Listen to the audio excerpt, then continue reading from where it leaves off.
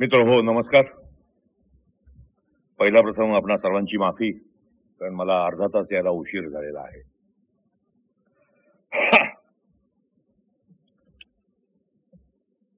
माझ्या कार्यक्रमाचं शीर्षक आहे भाऊचा धक्का. आता त्यांनी सांगितलं की सकाळी माल चांगला मिळतो. मी जरी कोकणस्थ ब्राह्मण असलो तरी चांगलं म्हावरं खाणारा माणूस आहे, कारण मी आहे मूळचा वेंगुर्ल्याचा. त्याच्यामुळे जास्तीत जास्त दोस्त कोळी. परंतु आता कार्यक्रमाचं शीर्षकच भाऊचा धक्का आहे. कुडाळ देशकर म्हणजे सगळे कोकणातलेच, त्यामुळे तो धक्का जो आहे तो सगळ्या कुडाळ देशकरांना माहेरी घेऊन जाणारा धक्का होता. माझा धक्का आहे हा आनंदाच्या गावाला जायचा धक्का आहे. कारण ह्या आजच्या वातावरणामध्ये सांसारिक चिंता, व्यावहारिक चिंता, आर्थिक चिंता कोणालाही चुकल्या नाहीत. ज्याला कोणाला चुकल्या त्या दिवशी समर्थांच्या श्लोकातला एक श्लोक कमी झाला. जगी सर्व सुखी असा कोण आहे, कोणीही नाही. म्हणून आज काहीही गंभीर बोलायचं नाही या विचाराने मी आता इथे उभा आहे. मी जिथे राहतो शिवाजी पार्कला, माझ्या बालपणी जिथे इतकी प्रचंड मोठी माणसं राहून गेली की एकेका माणसाबद्दल बोलायचं म्हटलं तर एक एक रात्र कमी पडेल. जशी ह्या गिरगावामध्ये प्रचंड मोठी माणसं राहून गेली, त्याचप्रमाणे शिवाजी पार्कातही मोठी माणसं राहून गेली. त्याच्यामध्ये स्वातंत्र्यवीर सावरकर होते, आचार्य अत्रे होते, संगीतकार सी रामचंद्र, वसंत देसाई, सुधीर फडके असे संगीतकार होते. आजही तिथे संगीतकार यशवंत देव वास्तव्य करून आहेतच. फार मोठ्या गायिका केसरबाई केरकर, माणिक वर्मा, मोठे पत्रकार प्रबोधनकार ठाकरे, विद्याधर गोखले, अतिशय सुंदर चित्र काढणारे मुरलीधर आचरेकर, एस एम पंडित, अशी फार फार मोठी माणसं राहून गेली. आजही मी मगाशी म्हणलो यशवंत देव अतिशय मिश्किल माणूस, की सुधीर फडके सुद्धा ज्यांना कॉम्प्लिमेंट देतात की फार सुंदर संगीतकार, असा हा संगीतकार आजही मुंबईमध्ये शिवाजी पार्कामध्ये वास्तव्य करून आहे. त्यांच्याचबरोबर त्या काळामध्ये एक छान कवी राजा बढे हे सुद्धा वास्तव्य करून होते. राजा बढे हे नाव उच्चारल्याबरोबर त्यांची कितीतरी गाणी आपल्या डोळ्यासमोर तरळून जातात. त्या चित्त चोरट्याला का आपुले म्हणून मी, किंवा हसले मनी चांदणे, चांदणे शिंपित जाशी, तारका तू चंचले, किंवा जय जय महाराष्ट्र माझा, गरजा महाराष्ट्र माझा, मोहुनिया तुझ संगे नयन खेळले जुगार, कैदार कपुरी पान कोवळ छान, अशी किती गाणी. ज्यांनी कोणी राजा बढ्यांना बघितलं असेल, अतिशय उमदा माणूस, गोरा पान, सुंदर धोतर नेसायचे, त्याच्यावरती असा रेशमी झब्बा, खांद्यावरती 12ही महिने, आणि कधीही न घातलेला काळा असा वुलनचा ओव्हरकोट, एकही केस काळा नाही, असे पांढरे स्वच्छ केस मागे फिरवलेले, आणि हातामध्ये लक लक लक करणारा पानाचा चांदीचा डबा, आणि चाल ताशी 100 मीटर्स. कुठेही जायची घाई नाही, कुठेही यायची घाई नाही. अशा राजा बढ्यांकडनं माझ्या वडिलांनी दिवाळी करता एक ग्रीटिंग कार्डावरती 4 ओळींची कविता लिहून घेतली होती. त्या कवितेचा शेवटचा चरण होता की दीपावलीचा आनंद लाभो सकला.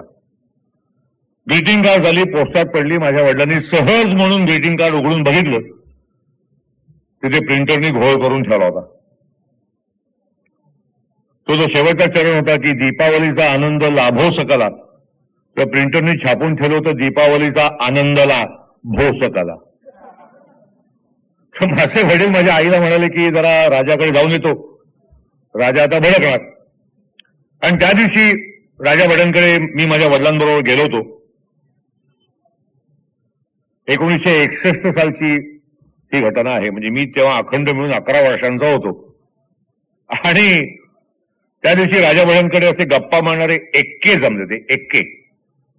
त्याच्यामध्ये आचार्य अत्रे होते, अनंत काणेकर होते, सी रामचंद्र होते, डॉक्टर बोर्जेस नावाचे एक डॉक्टर, कॅन्सर स्पेशलिस्ट, ज्यांच्या नावाने आजही टाटा कॅन्सरच्या समोरचा रस्ता आहे, अशी सगळी मंडळी बसली होती.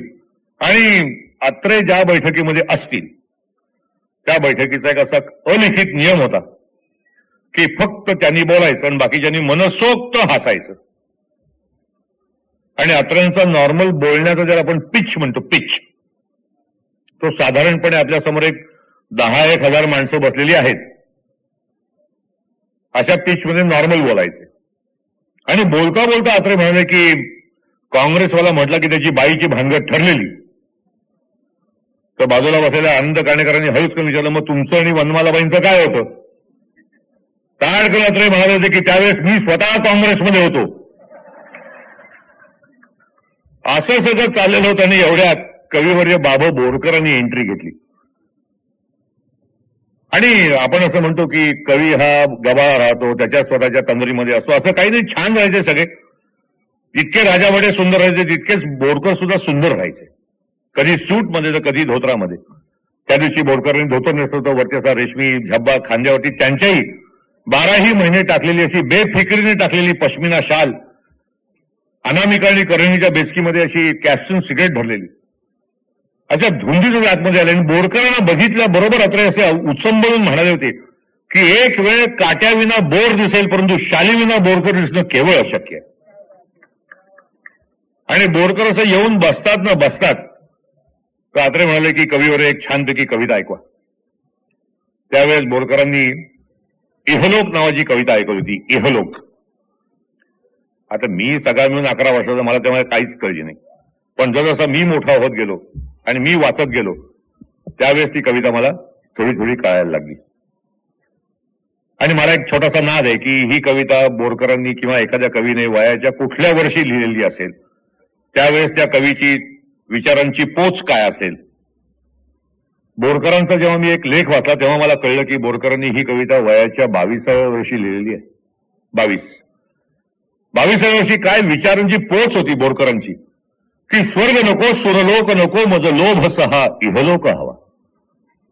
स्वर्ग नको सुरलोक नको मज लोभ सहा इहलोक हवा. तृप्ती नको मज मुक्ती नको पण येथील हर्ष नि शोक हवा.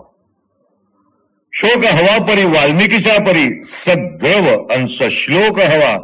हर्ष हवा परी स्पर्श म्हणण्यापरी त्यात नवा आलोक हवा. शंतनुसा मज मोह हवा अन ययातीचा मज देह हवा. शंतनुसा मज मोह हवा अन ययातीचा मज देह हवा. पार्थाचा परी स्नेह विकंपित त्यात सदा संदेह हवा. इंद्राचा मज भोग हवा. इंद्राचा मज भोग हवा अन चंद्राचा हृद्रोग हवा. योग असो रती भोग असो अति जागृत त्यात प्रयोग हवा. तापासह अनुताप हवा. तापासह अनुताप हवा आणि पापासह अभिशाप हवा. शिळात पिचता जळातुनी मज निळा निळा उशाप हवा. किती सुंदर कल्पना आहे. निळा रामाचे पाय लागले आणि शिळेतून अहिल्या निर्माण झाली, असा निळा निळा उशाप हवा. मार्क्साचा मज अर्थ हवा. Karl Marx. मार्क्साचा मज अर्थ हवा आणि फ्रॉइडाचा मज काम हवा. या असुरांपरी राबविण्या घरी गांधींचा मज राम हवा. विश्व हवे सर्वस्व हवे मृत्यू समोर संयंत्र हवा. विश्व हवे सर्वस्व हवे मृत्यू समोर संयंत्र हवा. शरात विवहता ही तनु उरात अमृत मंत्र हवा. हविमुख सुरमुख मी वैश्वानर, अगदी गीतेत सांगितल्याप्रमाणे अहम वैश्वा नरो भूत्वा प्राणीनाम देहमासितासारखा. हवेमुख सुरमुख मी वैश्वानर नित्य नवा मज ग्रास हवा. हे सुख दुर्लभ वाढविण्या मज 84 प्रवास हवा. वयाच्या 22व्या वर्षी माणूस म्हणतो मला 84 लक्ष योनीमध्ये प्रवास करून झाल्यानंतर मनुष्य योनीमध्ये जन्म मिळणार आहे, तर या जन्मामध्ये मला काय हवं 22व्या वर्षी म्हटलंय. आणि 24व्या वर्षी त्यांनी म्हटलंय की तिखट कढीने जेवून घ्यावे मासळीचा सेवित स्वाद दुणा. इतुक्या लवकर येई न मरणा. नियतीने त्यांची ही विनंती मानली. त्यांना आणखीन 50 वर्षाचं आयुष्य मिळालं. आणि बोरकरांनी वयाच्या 74व्या वर्षी सृष्टीचं वर्णन एका ओळीमध्ये केलंय. एका ओळीत काय सृष्टी आहे. समुद्र बिलोरी आयना, सृष्टीला 5वा महिना. चैत्र, वैशाख, ज्येष्ठ, आषाढ, श्रावण, किती कमीत कमी शब्दांमध्ये बोरकरांनी वर्णन केलं. कारण बोरकर म्हणजे काय, गोव्यातले, त्यामुळे गोव्यावरच्या त्या पोर्तुगीजांच्या राजवटीमुळे त्यांच्याही जीवनामध्ये लॅटिन संस्कृतीचा एक रंगेल धागा असा मस्तपणे मिसळला गेला होता. कारण बोरकर म्हणजे आसक्ती आणि अनासक्ती यांचं एक भन्नाट मिश्रण. आणि त्यांनीच म्हटलंय की मातीमध्ये मुरल्या विण चव नाही पाण्याला, मातीमध्ये मुरल्या विण चव नाही पाण्याला, विरहाने झुरल्या विण द्रव नाही गाण्याला. शरीराच्या तृष्णेविण रस कुठला ग प्रीतीला, पतनाच्या धास्ती विण कस कुठला ग नीतीला. आणि तरी सुद्धा बोरकरांचं वास्तवतेचं भान अजिबात सुटलेलं नव्हतं. कारण त्यांनी एका ठिकाणी म्हटलंय की याद्या बायको मुलांच्या बिले भाड्याची वाण्याची, याद्या बायको मुलांच्या बिले भाड्याची वाण्याची, आणि तगादे स्मरणे विम्या क्लबा वर्गण्यांची. आहे वाडा चिरेबंदी परी नाही तो मामाचा, आहे वाडा चिरेबंदी परी नाही तो मामाचा, एका खोली पायी जातो अर्धा पगार घामाचा. इतकं सुंदर लिहिलं. कारण काय आहे की मगाशी अत्र्यांचा उल्लेख झाला, मला स्वतःच्या माझ्या वयाच्या 19 वर्षांपर्यंत अत्रे सापडले. कारण जिथे मेयरचा बंगला आहे त्याच्या बाजूला अत्रे राहत असत. आपट हाऊस नावाचं बिल्डिंग होतं. आज त्या बिल्डिंगचं नाव आहे प्रेमशोभा. इतका कॉम्प्लेक्स माणूस मी माझ्या आयुष्यात नाही पाहिला. इतका कॉम्प्लेक्स, इतकाच सुंदर. कारण एका अत्र्यांच्या मध्ये जवळजवळ 15 अत्रे दडलेले होते. कुठला अत्रे केव्हा कसं डोकं वर काढेल याचा भरोसा नाही. अतिशयोक्ती हा तर त्यांच्या जीवनाचा एक अविभाज्य घटक होता. कारण अत्र्यांनी पाढे सुद्धा बे एके बे बे दोन्ही 4 म्हटले नसतील. 2000 एके 2000, 2000 गुणिले 4000 असे पाढे म्हटले. परंतु बोलताना किंवा गप्पा मारताना इतक्या सुंदर गप्पा मारत असत. एकदा बोलता बोलता म्हणाले की माझे जे वृत्तपत्रातले गुरु आहेत काकासाहेब लिमये, ज्ञानप्रकाशचे संपादक, त्यांनी मला एकदा सांगितलं की ह्या जगामध्ये वाटेल ते कर, परंतु आयुष्यात कधीही वृत्तपत्र काढू नकोस. आणि तरी सुद्धा मी 3 वृत्तपत्र काढली. पहिलं जय हिंद, दुसरं नवयुवन, तिसरं मराठा. पण वृत्तपत्र ही काय ताकद आहे हे मला एका क्षणात कळलं. कारण पुण्याला शनिवारवाड्या समोर ब्राह्मणेतर चळवळीचे एक अध्वर्यू शंकरराव मोरे भाषण करत होते. आणि मी आणि काकासाहेब लिमये असे बाजूबाजूला बसलो होतो. आणि त्या दिवशी त्या शंकरराव मोरेनं काय झालं होतं कोणाच ठाऊक, ब्राह्मणांना दणा दणा शिव्या घालत होते. आणि मी ते सगळं भाषण लिहून घेत होतो. तर काकासाहेब लिमये मला म्हणाले की अरे काय ते लिहून घेतो, त्या सगळ्या शिव्याच आहेत. तर मी त्यांना म्हणालो की जरी तुम्ही म्हणजे वृत्तपत्रातले गुरु असलात तरी आता या भाषणाची गंमत करूया. मला येणारा नवयुग वाचा पुढच्या आठवड्याचा. आणि त्या पुढच्या आठवड्यातल्या नवयुगमध्ये ते भाषण शंकरराव मोऱ्यांचं जसंच्या तसं शिव्यांसकट छापलं होतं. आणि त्याला एक अतिशय सुंदर शीर्षक दिलं होतं, मोऱ्यांची तुंबलेली मोरी.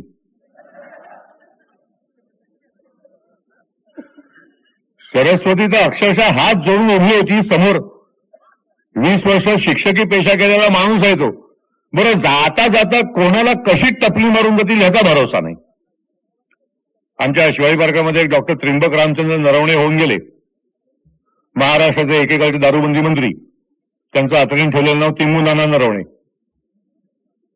टिंबू नाना. आता ह्या सद्ग्रस्ताने वयाच्या 60व्या वर्षी लग्न केलं आणि 62व्या वर्षी त्यांना पहिली मुलगी झाली. लगेच मराठामध्ये पहिल्या पानावरती चौकट टाकून बातमी, डॉक्टर नरवणे यांना कन्यारत्न प्राप्त. आणि खाली खुलासा, आमचे परममित्र डॉक्टर त्रिंबक रामचंद्र उर्फ टिंबू नाना नरवणे यांना वयाच्या 62व्या वर्षी पहिली मुलगी झाली. बाळ बाळंतीण आणि टिंबू नाना सुखरूप आहेत. काय देणं नाही घेणं नाही.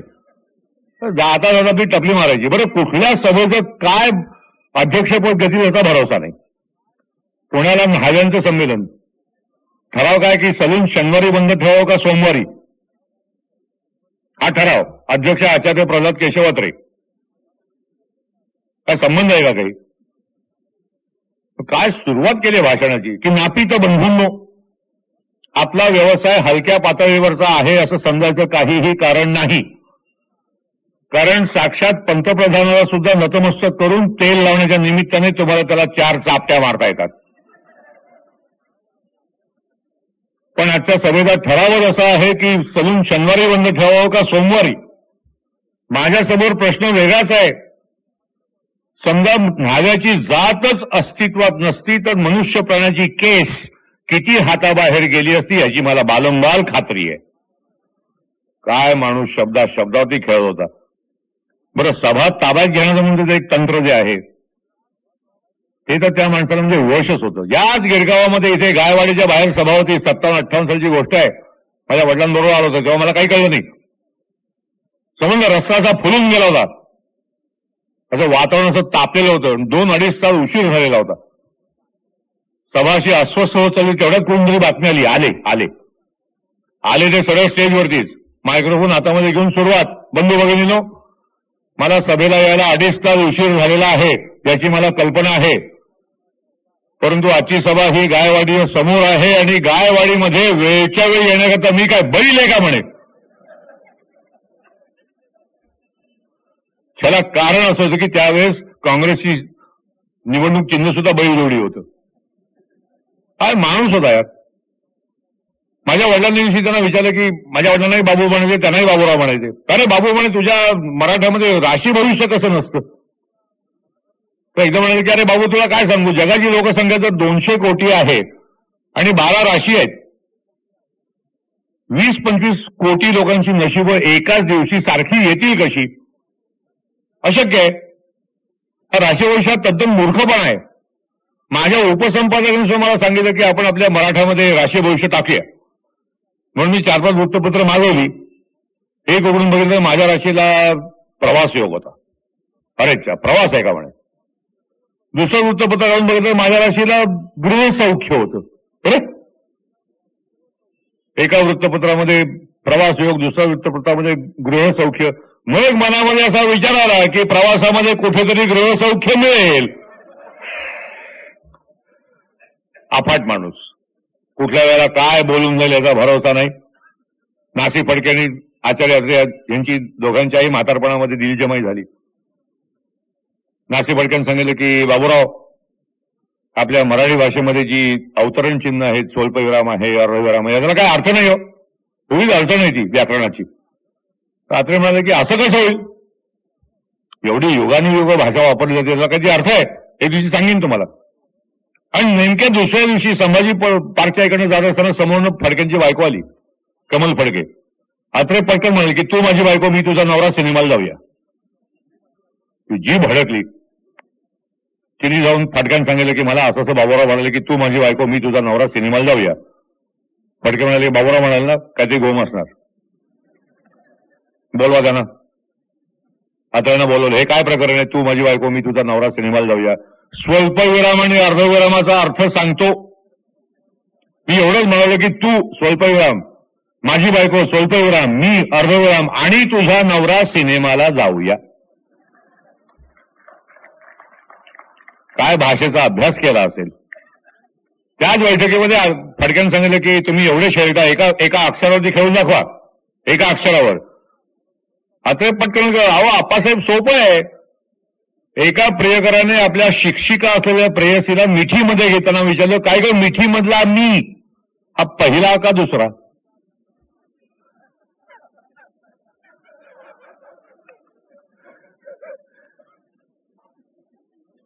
पु ल देशपांड्यांनी अत्रेंना एक प्रचंड मोठं कॉम्प्लिमेंट दिलंय की मराठी, आधुनिक मराठी कवितेला ओजस्वी शब्दकला जी आहे ती कुसुमाग्रजांनी दिली.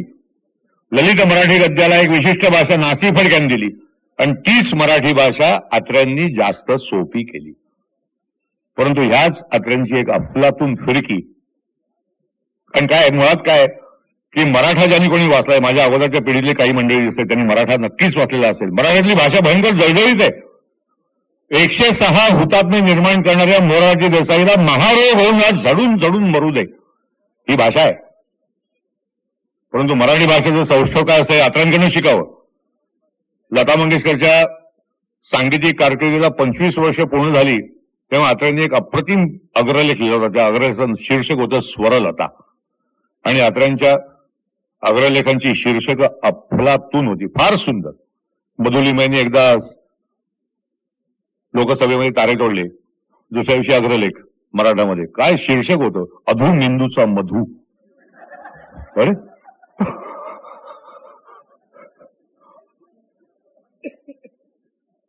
असं स्वरलता नावाचा त्यांनी अग्रलेख लिहिला होता. सुरुवात इतकी सुंदर होती की वाहणारा धरा, पक्षाचं कूजन, मोराचं नृत्य याला विशेषण लावण्याच्या फंदात पडू नये. त्याचप्रमाणे सच्चा प्रामाणिक सूर याला फक्त लता म्हणावं. अतिपरिचयाने सुद्धा ज्याची अवज्ञा झाली नाही अशी एकच गोष्ट म्हणजे लताचा निखळ मुक्त सूर. कारण लताचा कंठ म्हणजे मानवी ध्वनी सृष्टीतील एक अद्भुत चमत्कार आहे. उर्वशीच्या नूपुरांची रुंझुन, सरस्वतीच्या वीणेचा झंकार आणि कृष्णाच्या मुरलीची साद हे सर्व एकवटून साक्षात विधात्यानेच लताचा कंठ घडवलेला असला पाहिजे. लताच्या कंठाला वृत्तपत्राच्या जाड्याभरड्या कागदावर आणि लोखंडाच्या निफातून उतरलेल्या शाईच्या शब्दातून अभिवादन करणं म्हणजे एखाद्या अप्सरेच्या स्वागतासाठी तिच्या मृदू चरण कमलांखाली गोंडपाटाच्या पायघड्या अंतरण्या इतकं विशोभित आहे. लताच्या कंठाला साजेसं अभिवादन करायचंच तर त्यासाठी प्रभातकालची कवळी किरण दवबिंदूंमध्ये भिजवलेल्या शाईने, कमलतंतूंच्या लेखणीने, वायुलहरीच्या हलक्या हाताने, फुलपाखराच्या पंखांवर लिहिलेलं मानपत्र गुलाब कळीच्या करंडकातून अर्पण करायला पाहिजे. अरे बापरे, काय भाषा आहे. हे अत्रेच लिहून आले. आणि ह्याच अत्र्यांची मागाशी मी म्हणालो की पुलंनी फिरकी घेतली. नांदेडचं 1967 सालचं नाट्य संमेलन, अध्यक्ष पु ल देशपांडे, स्वागताध्यक्ष आचार्य प्रल्हाद केशवात्रे. सकाळी स्वागतपर भाषण करताना अत्रे समोर बसलेल्या शंकरराव चव्हाणांकडे बघून जे भडकून म्हणाले, काय शंकरराव म्हणे, तुमच्या नांदेडमध्ये धूळ, मी सगळ्या धुळीने माखून गेलोय. तर शंकरराव काय बोलले नाहीत, वृत्तपत्रातला माणूस.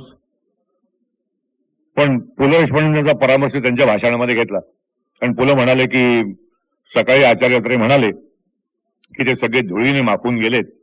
मला असं वाटतं की आज ते मराठवाड्यामध्ये आहेत हे विसरलेले दिसत आहेत. कदाचित ह्याच धुळीमधनं निवृत्तीनाथ चालत गेले असतील, ह्याच धुळीमधनं ज्ञानेश्वर चालत गेले असतील, ह्याच धुळीमधनं एकनाथ चालत गेले असतील.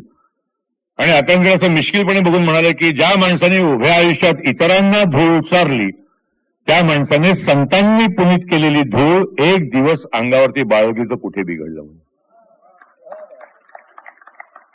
आणि आणखीन एक चिमटा काढून म्हणाले की माणसाचं नाव आणि त्याचं आयुष्यातलं कर्तृत्व त्याची सांगड नियती नेहमी घालतेच असं नाही. आणि पुन्हा एकदा आत्यांकडे बोट करून म्हणाले की ज्या माणसाच्या उभ्या आयुष्याचं कर्तृत्व हे नरसिंहासारखं आहे त्याचंच नाव कधी कधी प्रल्हाद सुद्धा असू शकतं. कशी माणसं खेळत होती. सर्वात कठीण गोष्ट जर काय असेल तर सोपं लिहिणं.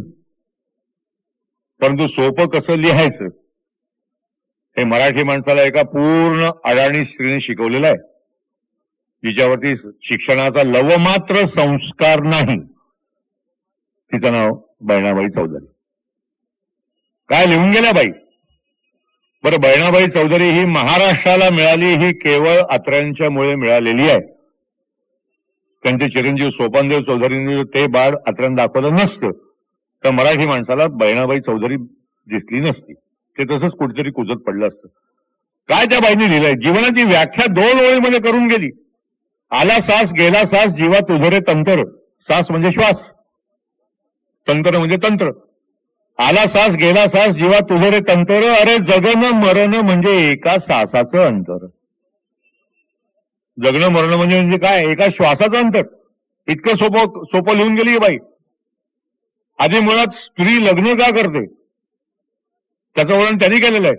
कारण शेतामध्ये खुरपणी करतात आणि खुरपणी करता करता माहेरची गाणी म्हणतायत आणि माहेरची गाणी म्हणता म्हणता त्या बांधापर्यंत येतात. बांधाच्या पलीकडे बसलेला साधू आहे, त्या साधूला त्या गाण्यांचा त्याच्या ध्यान साधनेमध्ये अडथळा वाटतो.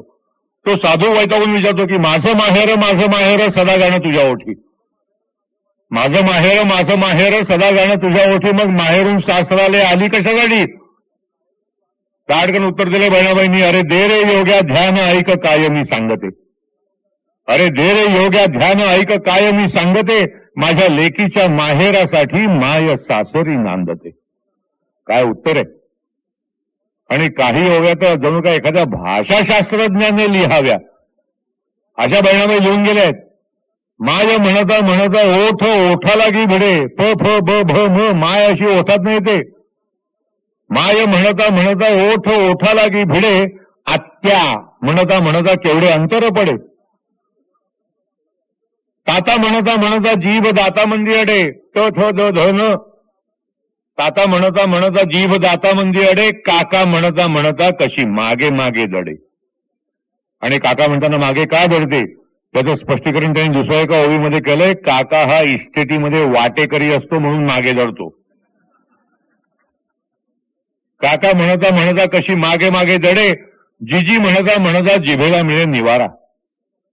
जिजी म्हणजे ऐरणी भाषेत मावशी. जिजी म्हणता म्हणता जिभेला मिळे निवारा, सासू म्हणता म्हणता गेला तोंडातून वारा.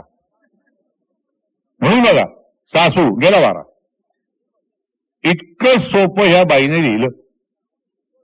आणि जणू काही बहिणाबाईंचा आदर्श डोळ्यासमोर ठेवून माडगुळकरांनी लिहिलं. फार सोपं लिहिलं. आपल्या संस्कृतीत असं म्हणतात की ईशिता, वशिता, प्राप्ती, प्राकाम्या, अणिमा, महिमा, गरिमा आणि लघिमा अशा अष्टमहासिद्धी कल्पिलेल्या आहेत.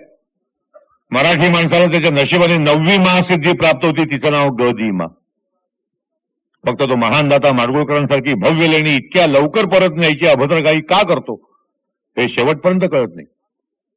कालच्या 14 डिसेंबरला माडगुळकरांचं निधन होऊन 28 वर्ष झाली. बघता बघता शेवटी गडकऱ्यांनी म्हटलंच आहे की हे देवाघरचे लेणे, नशिबाने देणे घेणे, कुणीतरी कुणास्तव रडणे, ती रडणारी रडतील धाई धाई. मागीलांनी असंच केव्हा तरी माडगुळकरांची आठवण काढून व्याकुळ होऊन रडायचं. माडगुळकरांच्या कित्येक आनंदोती वेगवेगळ्या जणांच्या आठवणी गोळा झाल्या असतील. कित्येक.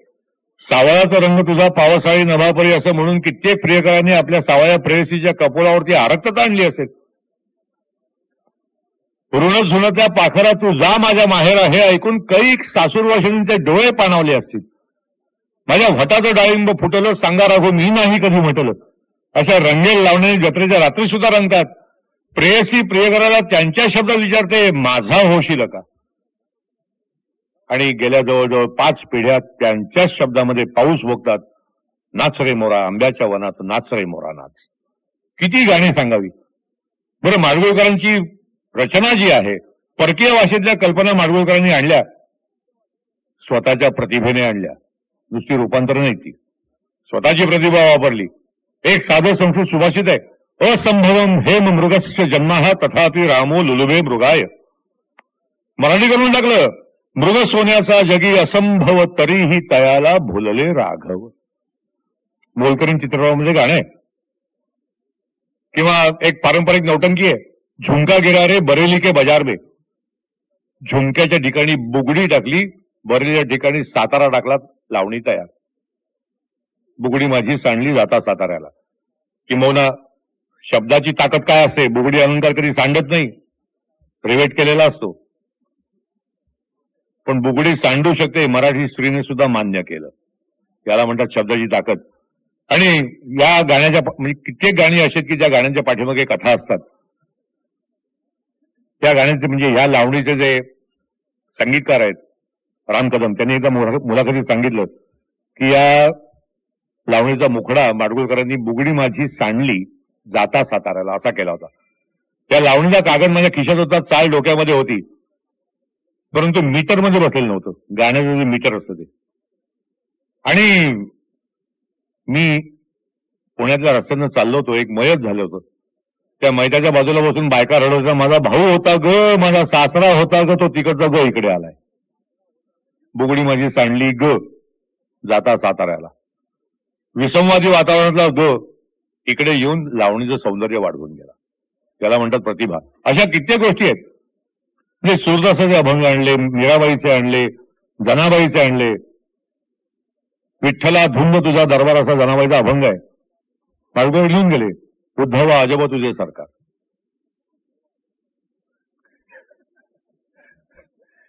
नाही, ती गोष्ट सोडून द्या. किती गोष्टी सांगाव्या. की सूररसाचा अभंग आहे की अबाबाई नाचो बहुत गोपाल, नाच नाचुनी अतिमी दमले थकले रे नंदलाला. किंवा एक इंग्लिश कविता आहे नर्सेस सॉन्ग म्हणून, come little children come away home, या चिमण्यांनो परत फिरा रे घराकडे आपुल्या. मराठी करून टाकलं का या चिमण्या कवितेतल्या आता.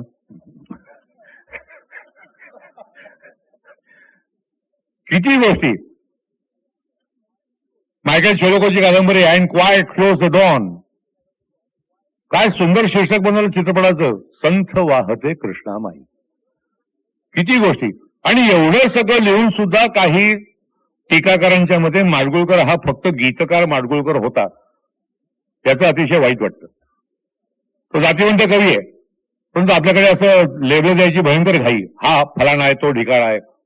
पुलंना सुद्धा एका मुलाखतीमध्ये एका आगाऊ टीकाकाराने विचारलं होतं की तुम्ही जे विनोदी लिहिता त्याला काय म्हणायचं. ताडकन पुलं म्हणाले होते, मला माहित नाही काय म्हणायचं, ते हसता आलं तर हसायचं, नाही तर आपण मूर्ख आहोत एवढं समजायचं. काय गरज आहे. उत्तम कला तीच जी पंताची पगडी डोलवते आणि सामान्यातल्या सामान्य माणसाचं अंतःकरण हेलावते, ती उत्तम कला. गीतामध्ये शेवटी माडगुळकरांनी म्हटलंय की काव्य नव्हे हा अमृत संचय. काय लिहून गेले माडगुळकर. माडगुळकरांना शब्दाचं वजन काय माहिती होतं. पुलंनी म्हटलं की माडगुळकरांचं शब्दाचं वजन म्हणजे अक्षरशः हेवा करावा असं होतं. फक्त गाण्याच्या बाबतीमध्ये औरंगजेब. माडगुळकरांची गाण्याच्या बाबतीमध्ये अवस्था हलवायाला मधुमेह व्हावा तशी होती. कुठलंही गाणं एकाच चालीमध्ये म्हणू शकत असत, ही माडगुळकरांची खासियत होती. पण काय शब्द आहेत. एका तळ्यात होती बदके पिले सुरेख, होते कुरूप वेडे पिल्लू तळ्यात एक. तो पिल्लू आहे, ल ला ल आहे, पिल्लू नाहीये, पिल्लू. लईच्या अंगाने असा पिल्लू शब्द बसवणं भयंकर कठीण. तेव्हा त्यांची एक लावणी आहे, मी तर जाते जत्रेला गाडीचा खोंड बिथरला. आता खोंड हा घाटावरचा शब्द आहे, तो खोंड हा शब्द असा काय बसलाय तो माडगुळकर शक्य होता. गाडीचा खोंड बिथरला पण नाही घरच्या गणोबाला, कोणीतरी बोलवा दाजीबाला. आणि पुढे तर इतकं सुंदर त्यांनी वर्णन केलंय, फार सुंदर शब्द वापरलाय की दाजीबांचा सारखा दीर दुनियेमध्ये नाही, गोऱ्या भावजयी त्यांना लई अपूर्वाई. सजवतील घोडा सांगितल्या सरशी, हेंद्रट आमच्या नशिबाला. अरे बापरे, तो हेंद्रट काय शब्द बसलाय. काय शब्द काय माडगुळकरांची अफाट. आपल्या गीत रामायणामध्ये गाणं आहे, जटायूच्या तोंडचं गाणं आहे, मनोन्मुख त्याला कारे पुन्हा मारिसी रघुनाथा, अडविता खलासी पडलो पळविली रावणे सीता. शेवटून दुसरा अंत आहे. काय शब्द बसलाय. हे पंख छेदिल्यावरती मी पडलो धरणीवरती, ती थरथर कापत युवती, तडफडाट माझा झाला. तडफडाट माझा झाला तिचं कवेत त्याने घेता. तो तडफडाट शब्द काय बसलाय. त्या जटायूचा जो काही अगतिकता आहे, काय शब्द बसलाय. किंवा कौशल्य तोंडचं गाणं आहे, उगा का काळीज माझे उले पाहुनी वेलीवरची फुले. ते उले आणि फुले नुसतं यमक नाहीये, कौशल्याला मूल नाहीये, ती व्यथा एका उले या शब्दामध्ये त्यांनी मांडलेली आहे. काय माडगुळकरांची शब्द का. आणि त्या क्षणाला लिहिणं ही तर माडगुळकरांना नियतीने बहाल केलेली सिद्धी होती. त्या क्षणाला लिहू शकत असत. चिमणी पाखरा नावाचा चित्रपट आहे दत्ता धर्माधिकाऱ्यांचा. ती नायिका दळायला बसलीये, असं शूटिंग चाललं होतं, आणि एवढ्या सायमामा फतेला आणि ते एकदम तिकडनं ओरडले, अरे ती दळायला बसलीये, ती दळायला बसेल तर का ती गाईल. जात्यावरती बसेल तर ओव्या सुचतात. माडगुळकरांनी सेटवरती लिहून दिलेल्या ओव्या आहेत. हाती नाही बळ दारी नाही आड, त्याने फुलझाडं लावू नये. हाती नाही बळ दारी नाही आड, त्याने फुलझाड लावू नये. घालवे ना चारा होईना जतन, त्याने गोधन पाळू नये. घालवे ना चारा होईना जतन, त्याने गोधन पाळू नये. सोसता सोसेना संसाराचा ताप, त्याने माय बाप होऊ नये. नाम संकीर्तना गौसेना वेळ, त्याने गळा माळ घालू नये. शेवटी वसंत पवारांनी नंतर त्याला चाल लावली, त्यात त्या ओव्या संगीतबद्ध झाल्या. सेटवरती लिहून दिल्या. सेटवरती किती दमा मिराजांनी मला एक छान गोष्ट सांगितली. दमा मिराज कथाकार त्यामुळे की माझा लाडाची महिना म्हणून माझं एक वगनाट्य होतं. लावण्या माडगुळकरांच्या पाहिजे होत्या, पण निर्मात्याचं आणि माडगुळकरांचं पैशावरनं भांडण. पण निर्मात्यांनी मला परस्पर पाठवला. मी सकाळी 7 वाजता गेलो, माडगुळकरांनी बरोबर ओळखलं मी कशाकरता आलोय ते. मला रात्री 9 वाजेपर्यंत टिंगावला.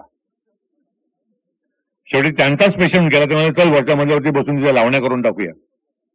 आणि वरच्या मजल्यावरती जात असताना जिन्याचा कठडा पकडण्याच्या ऐवजी माझा हात पकडून म्हणाले त्या लावणीचा मुखडा लिहून घे.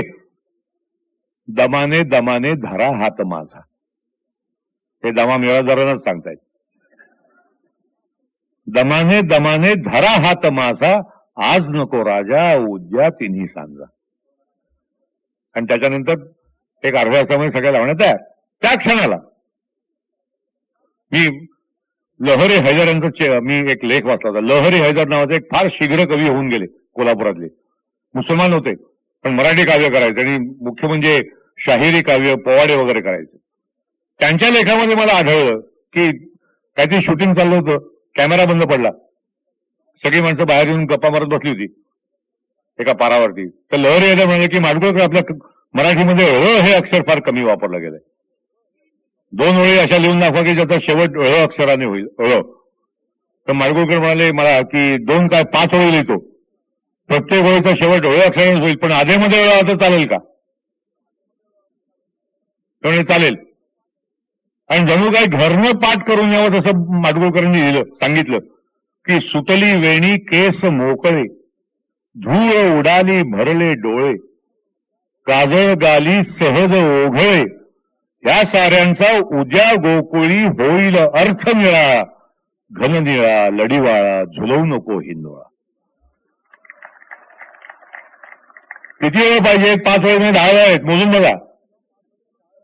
काय शब्दावरती म्हणजे शब्द कळेवरती प्रभुत्व असेल. 1975 सालचं कराडचं संमेलन, साहित्य संमेलन, पावळचे अध्यक्ष पु ल देशपांडे, पूर्वचे अध्यक्ष दुर्गाबाई भागवत. सकाळी दुर्गाबाईंनी पुलंची मस्त चंपी केली होती कारण नुकतीच इमर्जन्सी लागली होती. आणि संध्याकाळी एक कवी संमेलन होतं, त्याचं सूत्रसंचालन पुलं करत होते. आणि पुलं असल्यामुळे त्याला असा चटपटीतपणा होता. एक एक कवी आपल्या 2-2 कविता वाचून खाली उतरत होते. पुलंची त्याच्यावरती मल्लिनाथी चालली होती त्यांच्या स्टाईलनी. आणि एवढ्याच हिंदी भाषेतले एक मोठे कवी साहिर लुधियानवी स्टेजवरती आले आणि एकदम असं डायरेक्ट चॅलेंज, अभी जो मैं हिंदी कविता सुनाने जा रहा हूं उसका कोई मराठी तर्जुमा बताइएगा. तर पुलन त्यांच्याकडे असं खट्याळ नजरेने बघितलं. खाली अण्णा माडगुळकर होते. त्यावेळेस त्यांचं नुकतंच कॅन्सरचं ऑपरेशन झालं होतं. 77 साली त्यांचं निधन झालं. 75 सालची गोष्ट. त्यांना वरती घेऊन आले आणि सांगितलं की आता साहिरजी काय म्हणाल तुम्ही ऐकलं, त्यांच्या हिंदी कवितेचं मराठी रूपांतर करायचंय, पण तुमच्या रूपांतरामध्ये, मराठी रूपांतरामध्ये माझी एक अट आहे. तुमच्या मराठी रूपांतरामध्ये एक शब्द असा पाहिजे की त्या शब्दाला भारतातल्या इतर कुठल्याही भाषात प्रतिशब्द नसावा. काय आत्मविश्वास असेल आपल्या मित्राबद्दल. आणि सार्वजनिक सांगितलं तुमची काय कविता सांगा. त्याची ठुमरी अंगण कविता होती. एक बात कहूं राजा किसी से न कहियो जी, एक बात कहूं राजा किसी से न कहियो जी, रात भर रहियो सवेरे चले जाइयो जी. सेजियों पे दिया जलाना हराम है, खुशियों में जलने वालों का क्या काम है. अंधेरे में रहे के जड़ाओ मजा पियो जी, रात भर रहियो सवेरे चले जाइयो जी. आणि साहिर लुधियानवीचा शेवटचा जी पूर्ण होईपर्यंत माडगुळकरांचं अखंड मराठी रूपांतर तयार होतं. तिथे स्टेजवरती बसल्या साहिर म्हणतो एक बात कहूं राजा किसी से ना कहियो जी, माडगुळकर म्हणतात एक अर्ज सुना दिलवरा मनीच मनी ठेवाजी. रातभर रहियो सवेरे चले जइयो जी, हो रातभर तुम्ही राहावा, झुंझुर का तुम्ही जावाजी. झुंझुरकाला प्रतिशब्द नाही. सेजियों पे दिया जलाना हराम है, सेजेशी समय मी लावू कशाला, खुशियों में जलने वालों का क्या काम है, जुळत्या जीवाला की जळती कशाला. अंधेऱ्या रात्री इश्काची मजा घ्यावी जी, रातभर तुम्ही राहावा, झुंझुर का तुम्ही जावाजी. आणि याच्याची कडी म्हणजे पुलंनी तिथे ते पेटी मागवली, या मराठी कवितेला चाल लावली आणि स्वतः म्हटली. त्याला म्हणतात प्रतिभा. त्याचा रला टला फल येणारे काय कमी आहेत, भरपूर.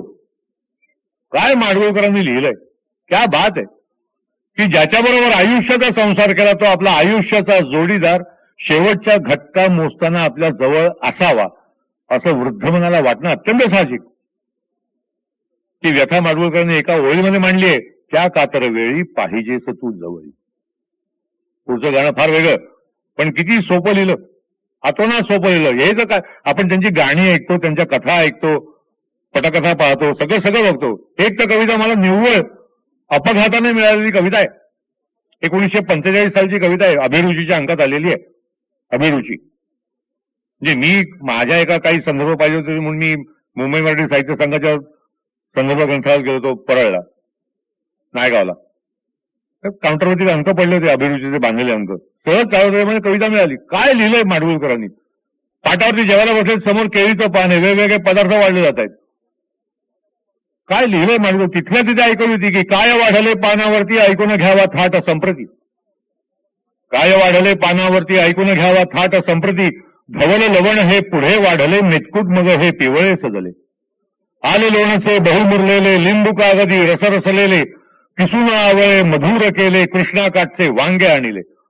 खमंग त्याचे भरीतच केले, निरनिराळे चटके नटले. चटण्यांचे बहु नवे मासले, संमेलनची त्यांचे भरले. मिरची खोबरे तीसह ओले, तीळ भाजुनी त्यात वाटले. कवठ गोळाचे मीन झाले, पंचामृत त्या जवळी आले.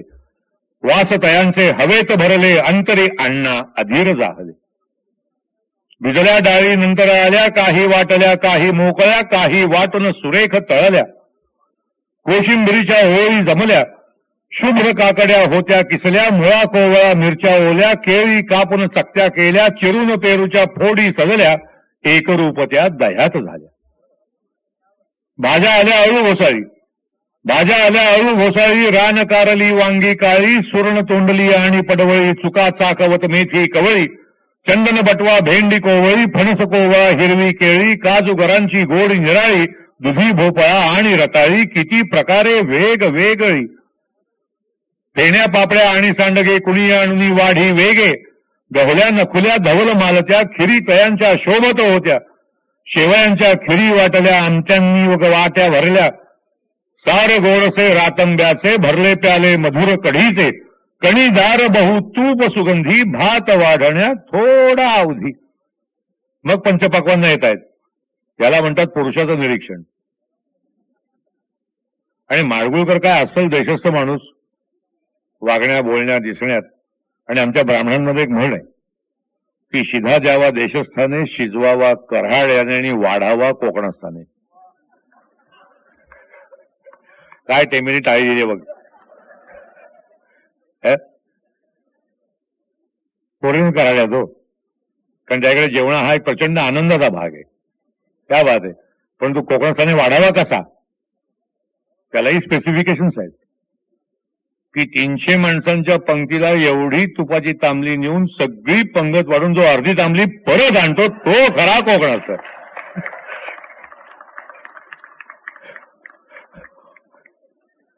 आमच्या घायसाचा फार बरं वाटलं. हे कोकणस्थ सांगतोय फार बरं आहे.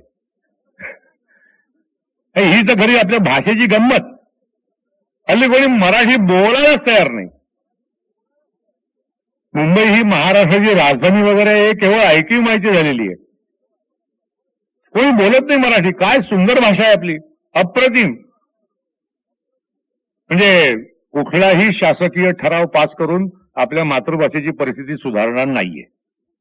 आपण जास्तीत जास्त मराठी बोललो, मराठी ऐकलं, मराठी वाचलं तरच मराठी भाषा टिकणार आहे. नाहीतर तिच्या मरणाने मराठी भाषा मरणार आहे. बरोबर. म्हणजे संपूर्ण भारत देश व्यवसायानिमित्त आणि नोकरीनिमित्त कैक वेळा पालथा घालून झाल्यानंतर मला अत्यंत खेदाने म्हणावं असं वाटतं की मराठी हा एकमेव माणूस आहे की स्वतःची मातृभाषा बोलायला त्याला लाज वाटते. बंगालमध्ये जर मल्याळी माणूस भेटला आणि मल्याळी माणसाला मल्याळी माणूस भेटला तर मल्याळी मधनच संवाद होतो. शर्मेची गोष्ट आहे. त्याचं कारण कदाचित असं असेल की हल्ली आजीचा आणि नातीचा संवाद संपलेला आहे. कारण आजीचं माध्यम वेगळं, नातीचं मीडियम वेगळं. त्यामुळे आजी बाहेरून आली की हातपाय वगैरे धुवून मग ती बाहेरच्या खोलीमध्ये येऊन संवाद साधते. आणि हल्लीची कॉन्व्हेंट शिक्षित नात बाहेरून आल्यानंतर वॉश घेऊन फ्रेश झाल्यानंतर तिला मराठी वर्ड रिमेंबर करायला भयंकर डिफिकल्ट जातं. इंग्लिश शिकायला हरकत नाही, तिथं जागतिक व्यवहाराची भाषा आहे. उत्तम बोलता आली पाहिजे, उत्तम लिहिता आली पाहिजे, उत्तम वाचता आली पाहिजे. पण इंग्लिश शिकत असताना मातृभाषेची नाळ तोडणं हा दखलपात्र गुन्हा आहे. आणि हल्ली जे मराठी बोलत होते इतकं घाणेरडं आहे. मी आलेली, मी गेलेली, मी केलेलं, मी वाचलेलं, इतकं वाईट बोलणाऱ्या मुलीच्या आणि मुलाच्या बापाला आणि आईला पहिलं थोबाडून काढायला पाहिजे, खरं सांगायचं म्हटलं तर. किती घाण बोलतात. काय लवचिक भाषा आपली, अतोनात लवचिक भाषा, की एक साधा लाकडाचा 8-9 इंचाचा तुकडा जो गोठ्यात ठेवला तो खुंटा होतो, जात्यात ठेवला तो खुंटा होतो आणि भिंती ठोकली तर खुंटी होते. इतकी लवचिक भाषा. आणि मला चंदनवरांनी इतकं सुंदर उदाहरण दिलं होतं. मला म्हणाले बघ आपली भाषा कशी आहे. समजा दोरीने दोऱ्याशी लग्न केलं आणि त्यांना मुलगा झाला तर नाव काय ठेवाल? गुंता.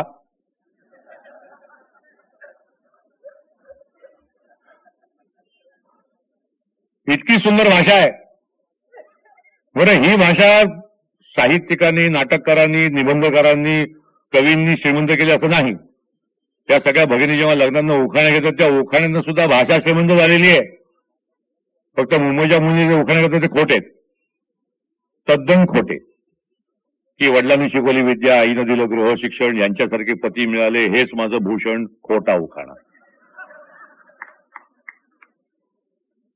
अरे गावाकडच्या मुली काय उखाणे घेतात यार. तर चित्रमय बोलतात. खणखण कुदळी मणमण माती, चितारले खांब सारवल्या भिंती. खणखण कुदळी मणमण माती, चितारले खांब सारवल्या भिंती. सासूबाईंच्या पोटचे, भाऊजींच्या पाटचे आणि कोल्हापुरी फेटा बांधतात ते राव आमचे.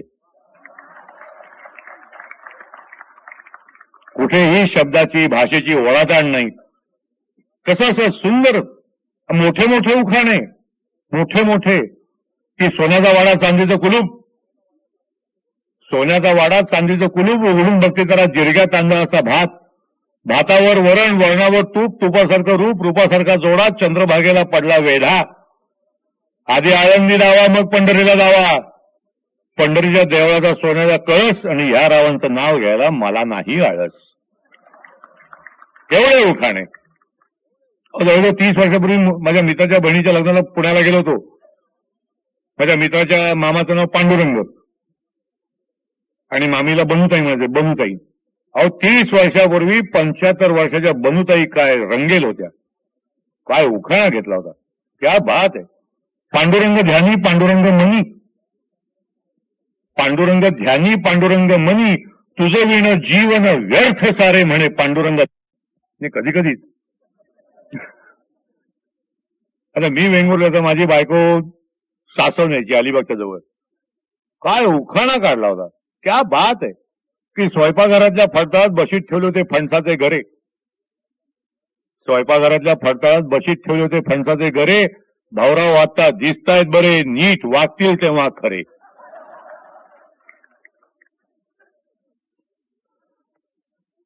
कुठे काय वळवता नाही.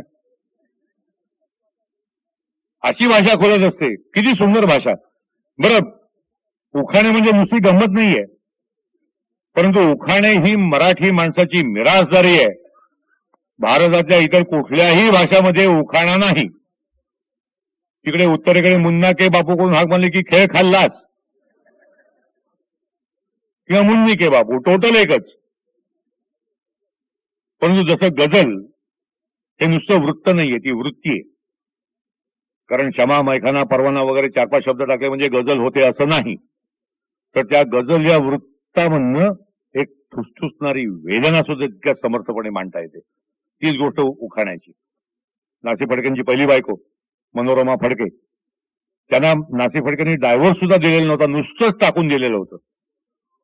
कोल्हापुरामध्ये होत्या, काही समारंभ होता, उखाणे सुरू झाले. बघता बघता त्यांचा नंबर आला, त्या एकदम कावऱ्या बावऱ्या झाल्या. त्यांच्यापेक्षा पोक्त बाई होत्या, त्यांनी त्यांना सांगितले की मनोरमा तू सुद्धा उखाणा घे. काय बाई उखाणा घेऊन गेलीये. क्या बात आहे. ते त्या एका उखाण्यावरून नासी फडकेंचं सगळं साहित्य असं ओवाळून फेकून द्यावं अशा लायकीचा उखाणा आहे.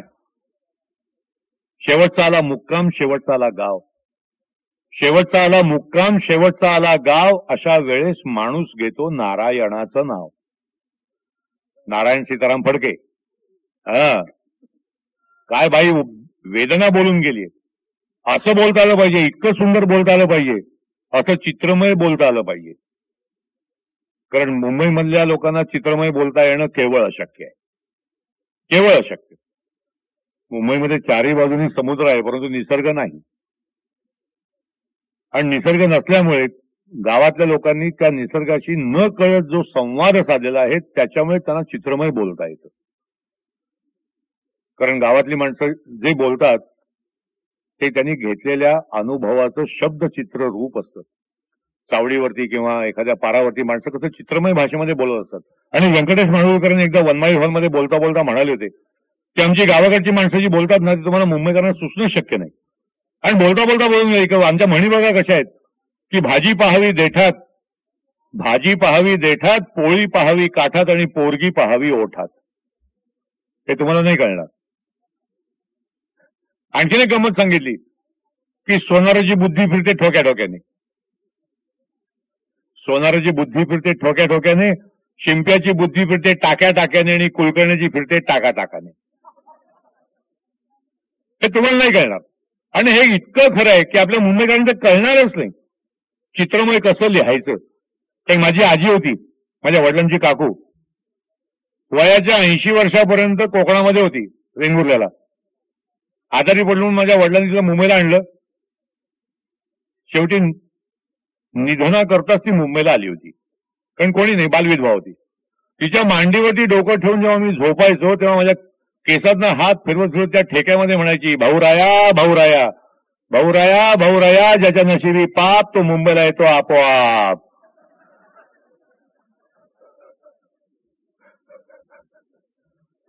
अशक्य आहे. गावाकडची माणसं किती सुंदर लिहितात. गवताचं पातं वाऱ्यावर डोलतं, डोलताना म्हणतं खेळायला चला. कसं डोळ्यासमोर लगेच गवताचं पातं येतं, तो वारा दिसायला लागतो.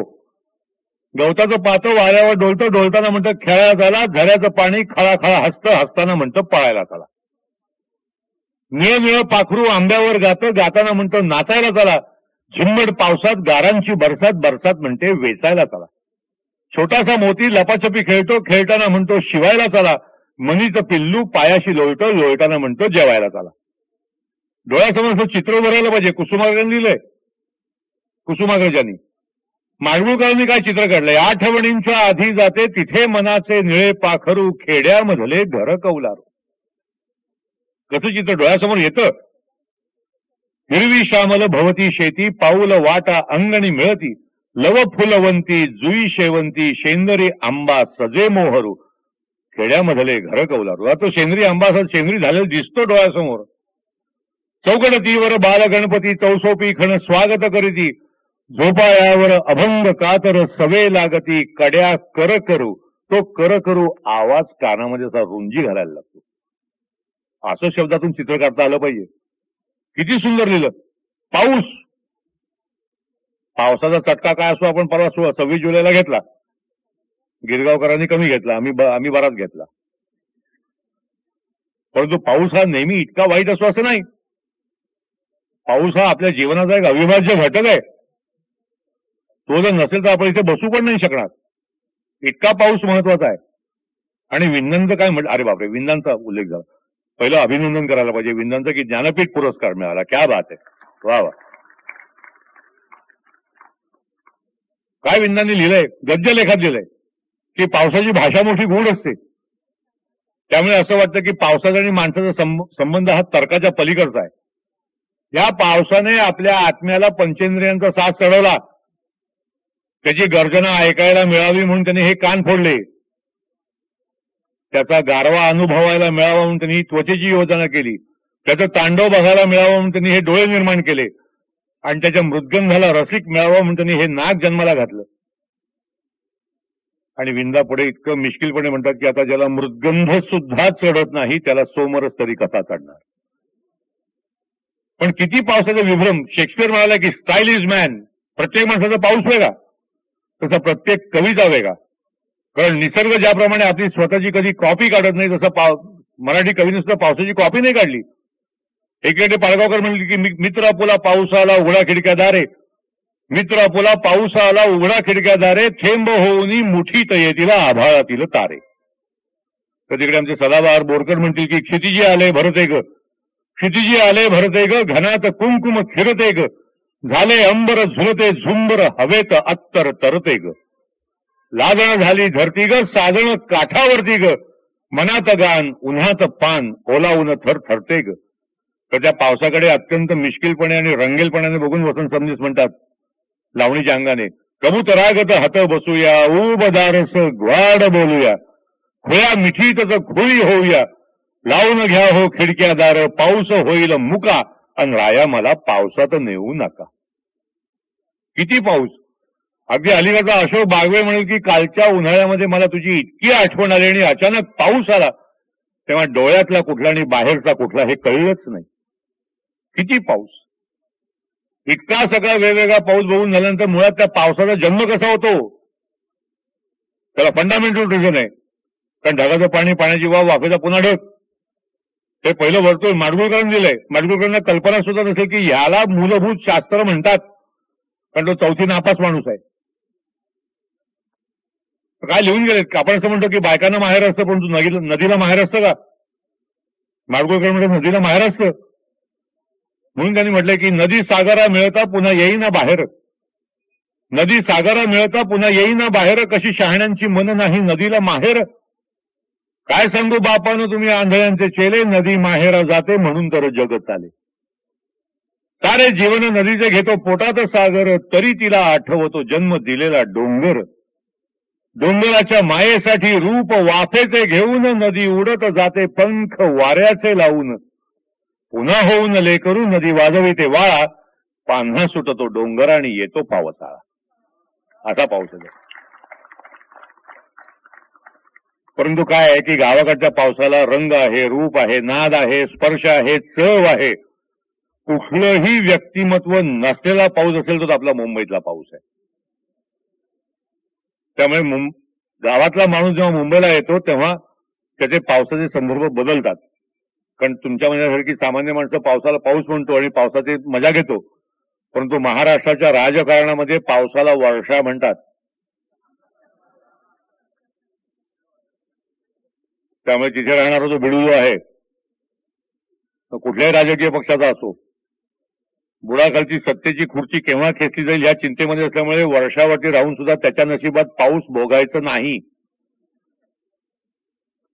आणि म्हणून रामदास फुटांनी एकदा एका ठिकाणी म्हटलंय की एकमेकांना ढकलण्याची मनामनातून ईर्ष्या आहे. एकमेकांना ढकलण्याची मनामनातून ईर्ष्या आहे. वर्षा वर्षाला बदलतो म्हणून बंगल्याचं नाव सुद्धा वर्षा आहे. पण युतीच्या महाराष्ट्राच्या राजकारणामध्ये काही रसिक मंडळी प्यार किया तो डरना क्या असं म्हणत त्याच वर्षाला बरखा सुद्धा म्हणत होते. त्यामुळे पुन्हा एकदा रामदास फुटाणे म्हणाला की अप्सरा मेनका उतरल्या भूमीवरी. अप्सरा मेनका उतरल्या भूमीवरी आहे मनोहर तरी बरखापेक्षा वर्षास बरी. पण काय आमचा मन्याओक होऊन गेला. मन्याओक शिवाजी पार्कामध्ये वंडरफुल भिडू.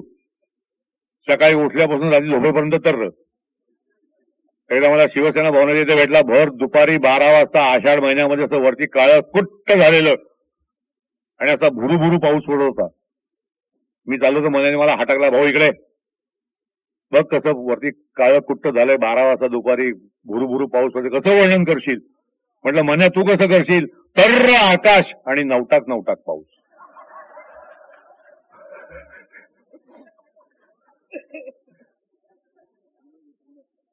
कशी गंमत आहे. बरं असं आहे की आपण जी मराठी भाषा बोलतो ती आपली संवादात्मक भाषा आहे. पण महाराष्ट्रामध्ये एक गाव असं आहे की जिथे मराठीचा वेगळा विचार केला जातो. त्या लोकांना वेगळं सुस्त वेगळी मराठी बोलली जाते. त्या शहराचं नाव शहर पुणे. बिकट माणसं, बिकट. कारण ज्या गावाच्या प्रथम दर्शनामध्ये प्रेमात पडावं आणि त्या क्षणाला तिटकारा वाटावा असं दुसरं गाव नाही. कारण इतक्या तरेवाईक माणसांची एकत्रित गर्दी दुसऱ्या कुठल्याही गावात नसेल. कारण पुण्याच्या हवेमध्ये प्राणवायू बरोबर इरसालपणा सुद्धा भयंकर मिसळलेला आहे. तिथली प्रत्येक व्यक्ती ही एक संस्था आहे. प्रत्येक व्यक्ती कारण पुणे या गावाने मराठी जीवनामध्ये भयंकर मजा आणलेली आहे.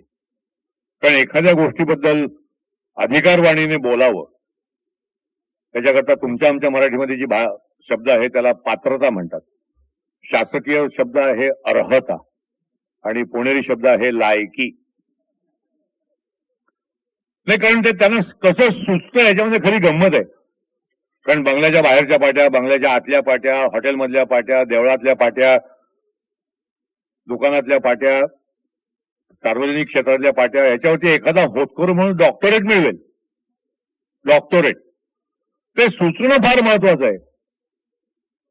कारण काय की लक्ष्मी रोडवरती एक दुकान आहे, लिमय नाट्यचित्र मंदिर आहे, त्याच्या बाजूला झेरॉक्सचं दुकान आहे. झेरॉक्स दुकान कसलं 6 फूट बाय 6 फुटाचा गाळा, पण काय पाटी लिहिली आहे, आमचे येथे कुठल्याही भाषेत झेरॉक्स करून मिळेल. अरे आता त्या झेरॉक्सच्या कॉपीला कसली बोडक्याची भाषा, कुठल्याही भाषेत झेरॉक्स करून मिळेल. थोडं पुढे आलं की उमऱ्या गणपती आहे, उमऱ्या गणपतीच्या बाजूला बोळ आहे, त्या बोळाच्या बाहेर पाटी लिहिली आहे, 3 सेकंदात झेरॉक्स करून मिळेल, बोळात 5 मिनिटं चालत या. कमाल आहे यार. कर्वे रोड आहे, आपल्यापैकी बरेच लोक गेले असतील तिथे. महर्षी कर्वेंचा पुतळा आहे, मागच्या बाजूला एक गाद्याचं दुकान आहे, गाद्या. अरे प्रत्येकाला असं वाटतं की आपला धंदा जास्त व्हावा, त्या गादीवरून लिहून ठेवलं बाहेरच्या बोर्डवरती, गाद्यांबरोबर उषा फुकट. म्हटलं क्या बात आहे यार, आहे डोकं आहे, गाद्यांबरोबर उषा फुकट. पण तिथे ट्रॅफिक नेहमी जॅम असतो. मी रिक्षामध्ये तुम्ही बघितलं, म्हटलं आहे गाद्यांबरोबर उषा, का ती गडबड वाटते. गाद्यांबरोबर उषा फुकट. अहो त्या पेंटरने उषा मधला शो पोटफटा लिहून ठेवला होता.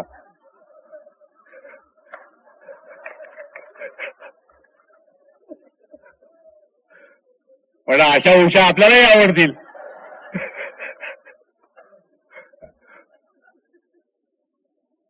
कर्वे रोड आहे, त्या कर्वे रोडला कर्वे आपलं काय कोहिनूर मंगल कार्यालय, त्याकडे पाठ करून उभं राहिलं. उजात आलाय बंगला, बंगल्याच्या बाहेर पाठी आहे, बंगल्याची बेल दुपारी 12 ते 4 वाजवू नये, वाजवल्यास अपमान होईल. म्हणजे अरे बापरे, अपमान होईल. त्याच्या खाली एका पुणेरी कार्ट्याने खडूने लिहून ठेवलं तर रात्री 9 नंतर वाजवल्यास काय होईल.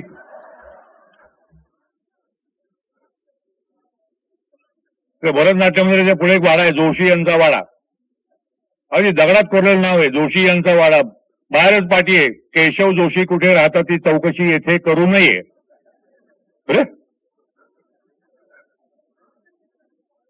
किंवा भरतनाट्य मंदिर आतमध्ये गेल्यावर डावीकडे तिथे चहाचा स्टॉल आहे, त्या चहाच्या स्टॉलवरती लिहिलंय, credit will be given only to those who have crossed 80 years provided they bring both parents.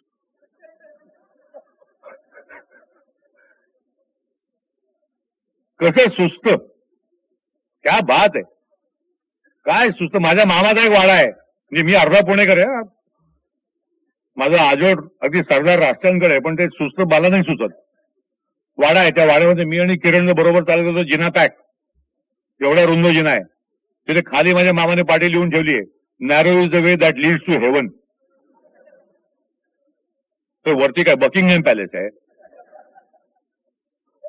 कमाल आहे, कसं सुस्त. ते एसपी कॉलेज आहे, एसपी कॉलेजच्या मेन गेटच्या समोर उदय विहार नावाचं हॉटेल आहे. आता ती बिल्डिंग उतरली, नवीन बांधतायत. तो मालक वैतागला असतात, कारण ती कॉलेजमधली कार्टी बसून सिगारेटी फुकणार. तो खरोखर वैतागला असणार. काय त्यांनी पाटी लिहिली होती, चहाच्या कपात सिगरेट विझवल्यास पुढचा चहा ऍस्ट्रे मधून मिळेल.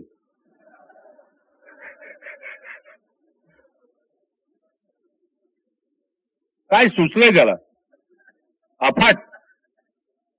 मित्रमंडळ कॉलनी आहे, मित्रमंडळ कॉलनी, त्याचं मित्रमंडळ हॉल आहे. तर मी लवकर पोहोचतो, आमचा कार्यक्रम होता लवकर, पण मी लवकर पोहोचतो. कोणी आलं नव्हतं म्हणून मी इकडे फिर तिकडे फिर बघता बघता एक बंगला दिसला. काय बंगला हो, सुंदर बंगला, अप्रतिम एलिव्हेशन, सुंदर पेंट केलेला, अप्रतिम मेंटेन केलेला, वरती असं छान नाव शिवपार्वती सदन. म्हटलं वा. मी असा बघत राहिलो, असं वरून खाली बघता बघता बघता खाली वरून फाटकावरती मी हैराण. फाटकावरती बोर्ड वेगळाच होता, वरती शिवपार्वती सदन, खाली फाटकावरती लिहिलं होतं, आमच्याकडे ऑर्डर प्रमाणे गणपती मिळतील.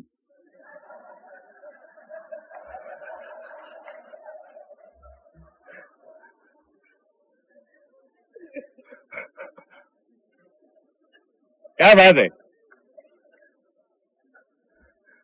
तुळशीबाग बायकांचा भयंकर आवडीचा भाग.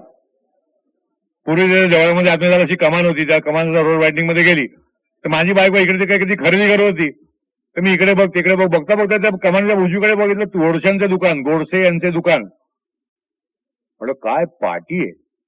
दुकानामध्ये आयटम 2, या आयटमचा त्या आयटमशी काही संबंध नाही, पण पार्टी काय. आमच्याकडे कोकणातील अस्सल नारळ आणि दणकट लंगोट मिळतील.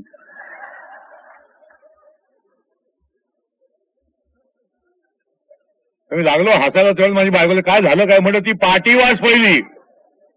असं लिहायला मानसिक धैर्य पाहिजे. म्हणजे लंगोट विकायला हरकत नाही, पण दणकट हे विशेषण मला फार आवडलं. तर क्या बात आहे. आणि कालचा जो पाऊस झाला त्या मागच्या पावसामध्ये आमचा कार्यक्रम होता श्रीधर फडकेचा साताऱ्याला. पहाटे 3-3:30ची वेळ पाऊस पडला होता, त्यामुळे गाडी अशी हळू चालत होती.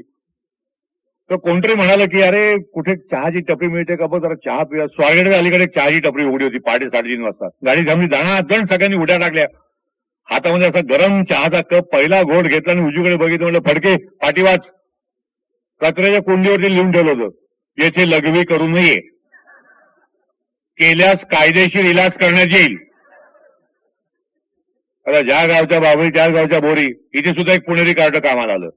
त्याने त्याच्या खाली लिहून ठेवलं होतं, कायदेशीर इलाज करणाऱ्यावर लघवी करण्यात येईल.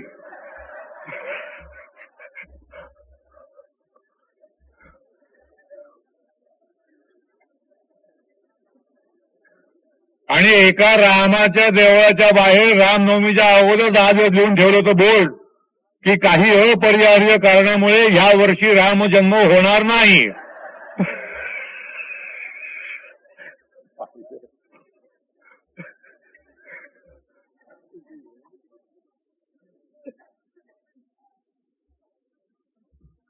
अफाट अफाट. पुण्यामध्ये काही होऊ शकतं. आणि जुन्या वाड्याची जी कार्यालय केली आहेत ना, तो एक डोक्याला ताप झालाय. जुने वाडे कार्यालय, तिथे उजळ माथ्यानं जाता येत नाही, दाणकन टाळका पडतं. नम्र होऊनच गेलं पाहिजे. आणि खाली बघितल्यानंतर ठेस लागते, कारण उंबरठा 11 इंच असतो. आणि आतमध्ये गेल्या गेला असा एक छोटासा चौक असतो, सूचनांचा भडीमार. त्या छोट्या चौकामध्ये असा आणि असा काढलेला बाण असतो, पादत्राणे ठेवण्याची जागा. पादत्राणे. आतमध्ये गेल्यानंतर मोठा चौक असतो. एका कार्यालयामध्ये ह्या टोकापासून त्या टोकापर्यंत बाण काढला होता. म्हटलं तिथे काय आहे, जाऊन ते बघूच या. त्या बाणावर गेलो, चालत चालत चालत चालत चालत गेलो. तिथे गेल्यानंतर कळलं फक्त हात धुण्याची जागा.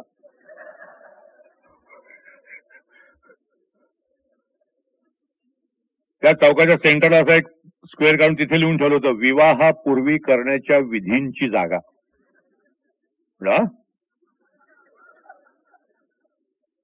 आणि त्याला माडी असते, असं मजला असतो, तिथे वरती बाण केला होता, विवाहानंतर करण्याच्या विधींची जागा.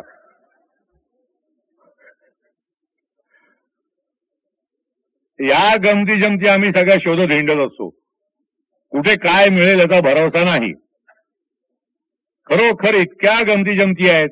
अहो साधा आपण ते वाक्प्रचार वापरतो, म्हणी वापरतो, किती सुंदर. बाळासाहेब ठाकरेंचे राजकीय विचार कुठल्याही प्रकारचे असतील, परंतु तो जातीवंत व्यंगचित्रकार आहे. जातीवंत. इंदिरा गांधी पंतप्रधान असताना विधानसभेच्या निवडणुका झाल्या, तेव्हा 9 राज्यांमध्ये विरोधी पक्षाचे सरकार आली. काय बाळासाहेबांनी चित्र काढलं होतं मार्मिकच्या मुखपृष्ठावरती, असा इंदिराबाईंचा असा त्रस्त चेहरा, आणि त्याच्यावरती असं 10 पट मोठं नाक, आणि त्या नाकावरती 9 जण असे छानपैकी आनंदाने नाचतायत. खाली फक्त एक होळ होती, नाकी 9 आले. क्या बात आहे. कसा भाषेचा अभ्यास करतात. आमचा विकास सबनीस. व्यंगचित्रकार. जेव्हा प्रत्येक पुढाऱ्याला पुढे मागे स्टेनगन घेऊन फिरायचा सोस वाढला, त्यावेळेस त्यांनी व्यंगचित्र काढलं होतं. एक सरकारी गाडी आहे, लाल दिवा लागलाय, भरधाव निघालीये, पुढे स्टेनगनवाला, मध्ये पुढारी, पाठीमागे स्टेनगनवाला, आणि 2 सामान्य माणसं फुटपाथवरती उभारून म्हणतायत, ते बघ का गाडी चालली आहे भरधार. तर दुसरा म्हणतो की बाहेर धोका आहे आणि आतमध्ये बोका आहे. कसं शब्दांचा वापर कर. अहो हे तर शिकलेली माणसं, गावातली माणसं काय वापर करतात. क्या बात आहे. कोल्हापुरामध्ये मी होतो तर मला रवींद्र साठेचा फोन आला की उद्या दुपारी 4 वाजता तू मला पुण्यामध्ये पाहिजेस, कसाही आहे, कसाही. मी सकाळी 5 वाजता एसटी पकडली, लाल डबा, आणि ते 3 जणांची जागा असेल ना, पहिला मी मध्ये एक माणूस, खिडकीशी एक माणूस. एसटी सुरू झाली 10व्या मिनिटाला तो खिडकीची बसलेला माणूस पेंगायला लागला. तो सारखा मधल्या माणसाच्या खांद्याची माना टाकत होता सारखा, आणि तो मधला माणूस पेपर वाचायचा व्यर्थ प्रयत्न करत होता. त्याचा 15-20 मिनिटं पेशन्स शिकला. शेवटी तो जो वैतागला. त्या पेंगणाऱ्या माणसाला, काय राव झोपताय, काय पेंगताय, काय माना टाकताय, जरा नीट बसा. तो पेंगत होता तो म्हणून म्हणाला की आता बशीमध्ये बसा, तसं व्हायचंच. तो मधला इतका भडकला, आता बशीमध्ये बसलाय ना, हो कपासारखं बसायचं.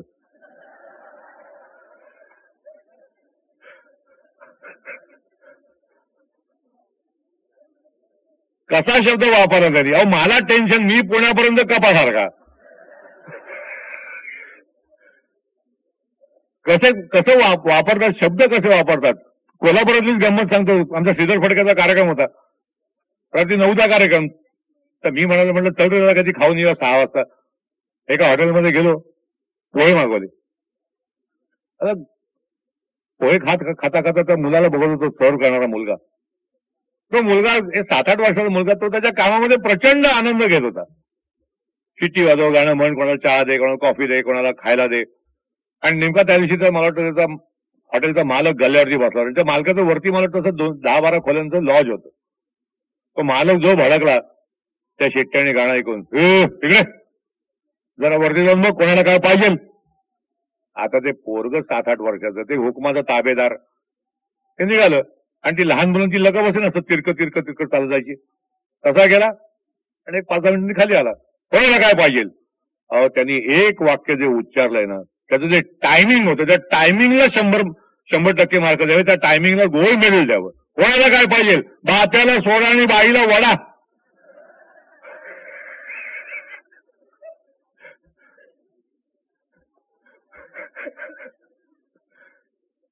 कशा गमती जमती आहेत हे शोधून आम्ही हिंडत असतो.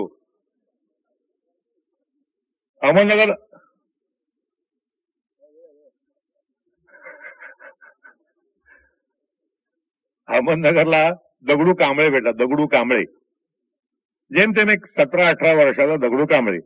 तर मी गाण्याची इंट्रोडक्शन करताना बोललो की गाण्याचा जर मुखडा छान असेल तर संगीतकाराला अशी उर्मी वाटली पाहिजे की आपण या संपूर्ण गाण्याला स्वरबद्ध करूया, असं कधी मी बोललो. मध्यंतरामध्ये हा व्हिडिओ म्हणला, काका मी तुम्ही ते मगाशी मुखडा वेगळा कधी म्हणालात ना, त्याबद्दल मी लिहिलंय.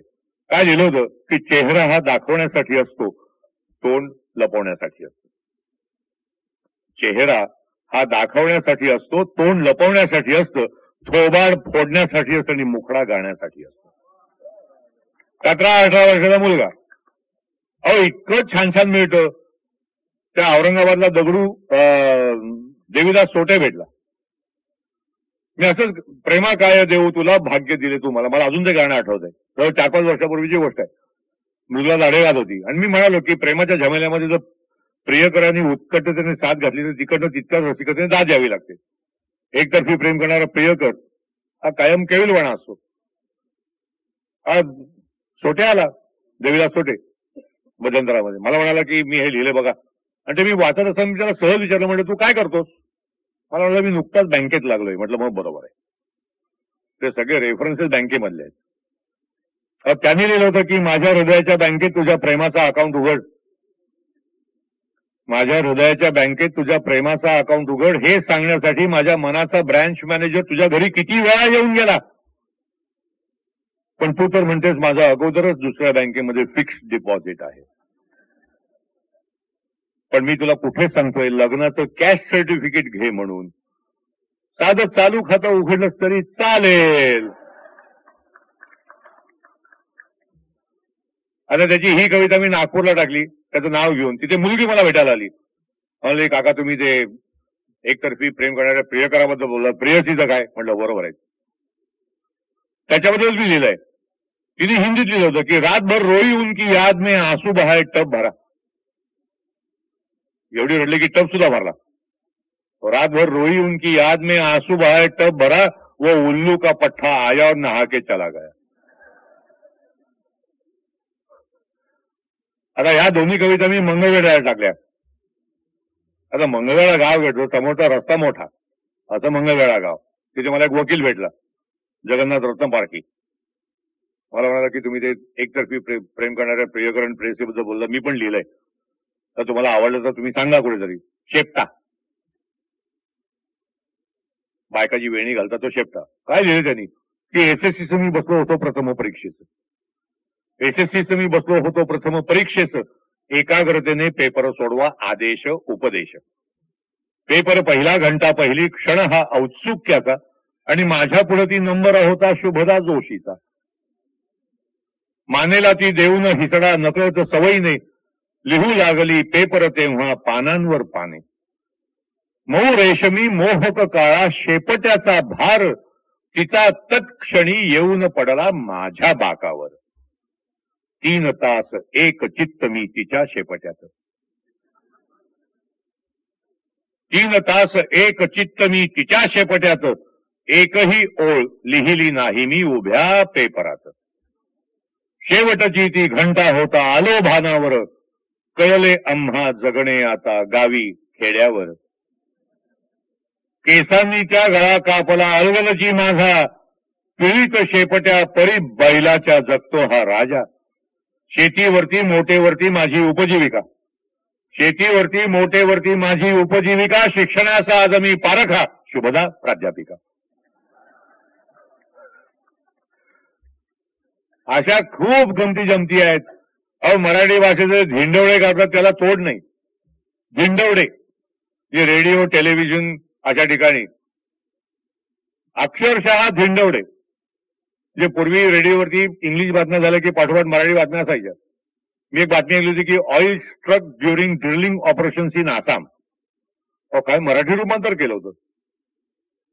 साधी बातमी, oil struck during drilling operations in Assam, याचा रेडिओवरचा मराठी अर्थ, आसाम मध्ये कवायत करताना तेल सापडले. अरे काय तर रेडिओवरची परिस्थिती, टेलिव्हिजनवरची आणखीन बिकट परिस्थिती. कारण ती वृत्त निवेदिका नावाची बाई असते, ती ओठांची लिपस्टिक न बिघडण्याच्या तयारीमध्ये असते. ती कधी बोलत असते की पोलीस सूत्रांकडनं असं कळतं. सूत्र म्हणजे काय, कुठला शब्द आला हा? इंग्लिश सोर्सेसचं मराठी रूपांतर सूत्र कशा करता? पोलीस कचेरीतून अशी अशी बातमी कळते असं म्हणायला काय त्रास होतो, पण नाही, सूत्रांकडनं कळते. म्हणजे उद्या एखादी बातमी जर बायकोकडनं कळली तर मंगळसूत्राकडनं कळते असं म्हणायचं का? एक साधं सरळ स्वच्छ वाक्य बोलता येत नाही, मराठी लिहिता येत नाही, मराठी वाचता येत नाही. आणि सरकारी खात्यामध्ये म्हणजे महाराष्ट्र सरकारने जे कोणी काम केलेले असतील त्यांचं एक गॅजेट असतं, इंग्लिश सूचनांचं मराठी रूपांतर असतं. काय मराठी भाषेचे खून पाडतात. कोणाच्या हातामध्ये कुठला कोर्स देऊन त्या मराठी भाषेचे जे काय झेंडवडे काढतात. आदरांच्या भाषेमध्ये अशा लोकांना जोड्याने मारले पाहिजेत. एक साधी सूचना होती की when a lady supervisor is on outdoor duty, when a lady supervisor is on outdoor duty the office superintendent shall accompany her. साधी सूचना. काय मराठी साधी सूचना, when a lady supervisor is on outdoor duty the office superintendent shall accompany her. त्याचा महाराष्ट्र सरकारचा मराठी अर्थ, जेव्हा स्त्री पर्यवेक्षिका बहिर्गमन कार्यासाठी जातील.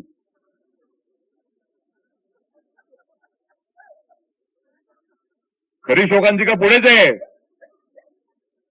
जेव्हा स्त्री पर्यवेक्षिका बहिर्गमन कार्यासाठी जातील तेव्हा कार्यालयीन अधीक्षकाने त्यांच्याबरोबर समागम करावा. अरे काय हे,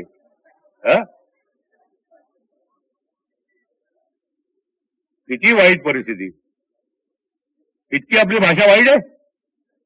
ती एकीकडे अमृताशी पैदा जिंकणारी अशी भाषा म्हणायची. काय त्या ज्ञानेश्वरांना वाटलं असेल. काय वाट लावतात मराठी भाषेची, आणि कोण काय बोलेल याचा भरोसा नाही. कारण काय आहे की विसंगती शोधायची जेव्हा जेव्हा पाळी येते तेव्हा पहिल्यांदा मुळात सुसंगतीची ओढ पाहिजे.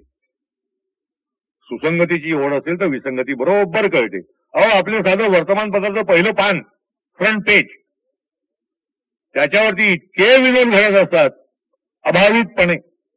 कारण रात्रपाळीचा जो संपादक असतो त्याच्यावरती एक प्रचंड मोठी जबाबदारी असते की आलेल्या बातम्या नीट छाननी करायची आणि पहिल्या पानावरती कुठली घ्यायची, आतमध्ये कुठली टाकायची, ही त्याची जबाबदारी असते. पण एवढी सगळी जबाबदारी लक्षात घेऊन सुद्धा जर बातमीची प्लेसमेंट चुकली, अभावितपणे विनोद ठरलेला. पहिल्या पानावरती एक बातमी येते की एका मुलीवरती भर दिवसा बलात्कार. संपादकावर आहे, बातमीमध्ये ताकद आहे, पण वरच्या बातमीचं शीर्षक वेगळंच असतं. टाकतो बरोबर मध्ये की एका मुलीवरती भर दिवसा बलात्कार, वरती बातमी आचार्य विनोबाजींचा तरुणांना सल्ला.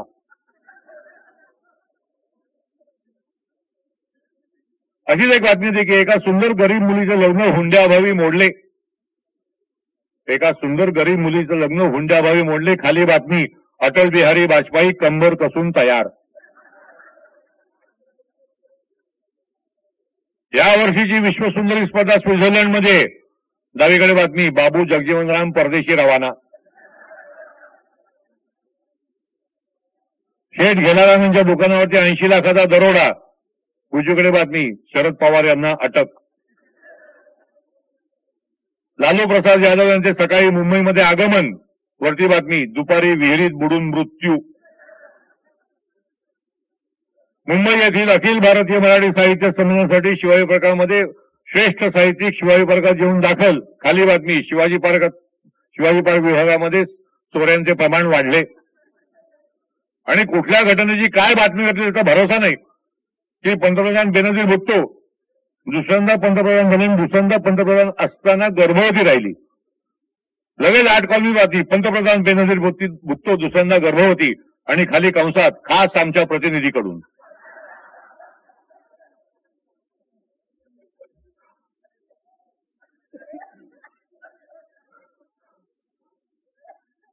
कुठे काय मिळेल याचा भरोसा नसतो. शोधावा लागतं, कार्यक्रम रंगवावा लागतो. गाण्याचा कार्यक्रम जरी असला तरी तो रंगवावा लागतो. कारण माणसं, मगाशी मी सुरुवातीला म्हणालो की संसारिक चिंता, आर्थिक चिंता, व्यावहारिक चिंता कोणीही मुक्त नाही. म्हणून आज काहीही गंभीर बोलायचं नाही असं ठरवून आलो होतो. किती गमती आहेत. आपली साधी आडनाव आहेत ना, आडनावामध्ये मजा आहे. आडनावं बुधवारामध्ये, म्हणजे पुण्यातला बुधवार पेठ आहे. पूर्वी कसं होतं की खानावळी ज्या होत्या ना किंवा हॉटेल, त्यांची नावं स्वच्छ होती. की दक्षिणी ब्राह्मणाचे हॉटेल, ओडप्याचे हॉटेल. तसं पुण्याच्या बुधवार चौकामध्ये हॉटेल अजूनही आहे. घाणेकराची स्वच्छ खानावळ. कसं वाटतं?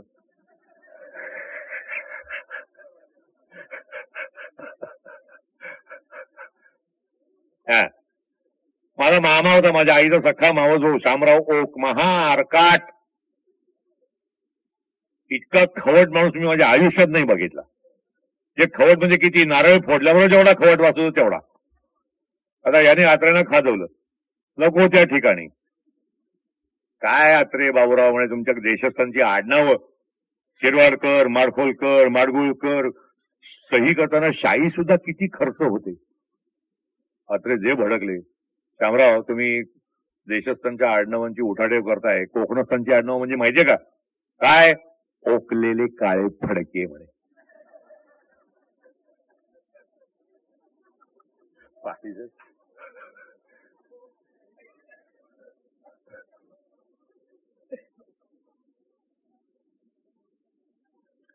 बरं, या जन्मामध्ये पुरुषांना आडनाव बदलायचा चान्स नाही. बायकांना एकदा तरी असतो. पण कधी कधी पहिलं आडनाव बरं असे म्हणायची पाळी येते. माझ्या ऑफिसमध्ये बाई होत्या, उदास बाई आल्या. कसं वाटतं? उदास बाई आल्या म्हणजे असं हर्षोत्फुल्लित असं काही व्यक्तिमत्व येतच नाही ना. उदास बाई आला. आता या बाईंचा लग्नाचं आडनाव काय व्हावं? घायाळ. उदास बाई घायाळ झाल्या. कशा गमती जमती आहेत? या गमती जमती शोधल्या पाहिजेत. अहो, किती कुठे कुठे काय मिळेल याचा भरोसा नसतो. आपल्या वात्रटिका, वात्रटिकेचा जनक म्हणजे मंगेश पाडगावकर. आज खरं म्हणलं तुम्ही ना, इतके छान हसताय ना. आता प्रसन्न चेहरा ठेवून ऐकणारा माणूस असला ना की कसं बरं वाटतं. कारण काही ठिकाणी माणसं असं काही चेहरा ठेवून ऐकायला बसतात की भारताने काढलेलं जागतिक बँकेचं कर्ज यांच्या बेसिक मधनं फेडायचंय.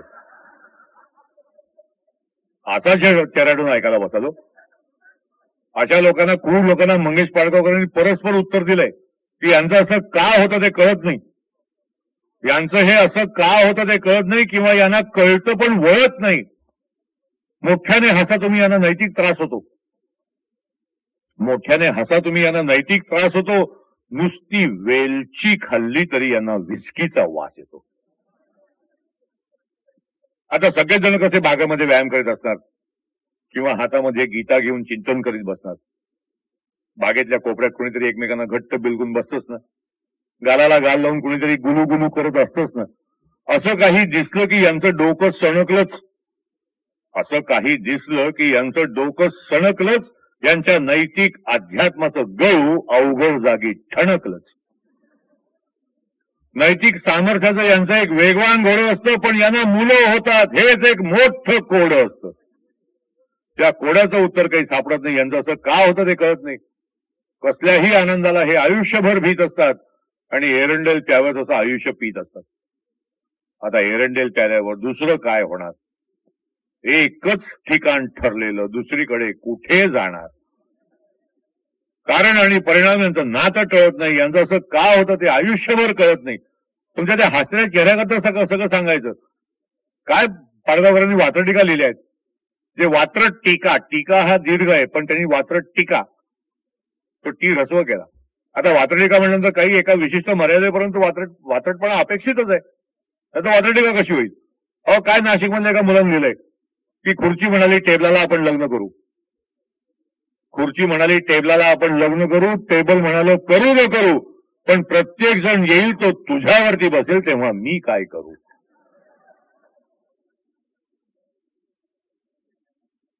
किती वेगवेगळ्या प्रकारच्या वात्रटिका. एकदा एक कोढारी रात्री झोपेमध्ये उठला आणि पलंगावरती उभं राहून भाषण करीत सुटला. जागी होऊन बायको म्हणाली, अहो प्लीज भाषण आवरा. धोतर जागेवरती नाही, मुख्य मुद्दा आधी सावरा.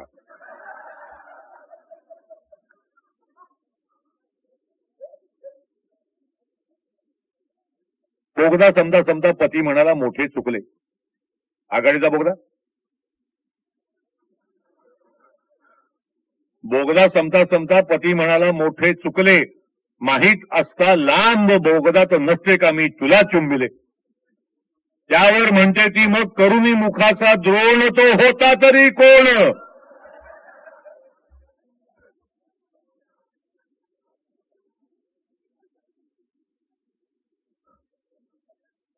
इतक्या गमती जमती आहेत, कुठे काय मिळेल याचा काही भरोसा नसतो.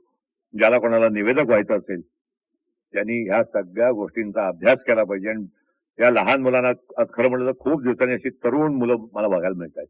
खरोखर मी कोडाळी डेस्करवाडीचा भयंकर आभारी आहे की असा तरुण ऑडियन्स मला बऱ्याच दिवसांनी मिळाला. क्या बात आहे. कारण ही एकमेव व्याख्यान मला अशी आहे की आज गेली 30-35 वर्ष टिकून आहे असं मी ऐकलं. खरोखर अशी तरुण मंडळी समोर पाहिजेत. नाही तर ज्याची मान लटकायला लागली त्याला सांगून काय उपयोग. फुलले रे क्षण माझे फुलले रे मेंदीने शकुनाचे, उपयोग काय त्याचा.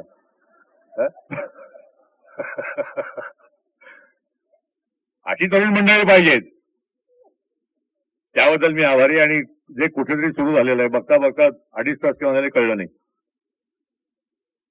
बघता बघता ते कुठेतरी सुरू झालेलं आहे, ती कुठेतरी संपणार आहे. ही वेदना लक्षात घेऊन वसंत बापटांच्या कवितेमध्ये आजच्या कार्यक्रमाचा शेवट करतो. कारण वसंत बापट हा आयुष्यभर समाजवादी चळवळीमध्ये राहून सुद्धा हसतमुख राहिलेला एकमेव भिडू. एकमेव. जे तशा बऱ्याच जणांच्या वेगवेगळ्या व्याख्या आहेत.